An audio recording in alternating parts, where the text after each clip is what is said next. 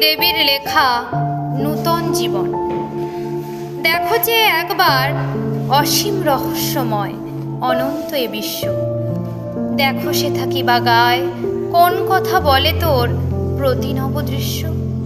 প্রতিদিন ফুল ফোটে, প্রতিদিন ঝরে তারা, ফোটে নব ফুল। রবি অস্তা চলে যায়, নূতন তপ নানে আলোক অতুল। একটি বিহঙ্গ গীত চিরতরে থেমে যায়, শত পাখি গায়। একটি বসন্ত যায়, আবার দক্ষিণে ছুটে বসন্ত যায়। একটি তারকা খসে, আকাশের শত তারা ঢালে জ্যোতি হাসি।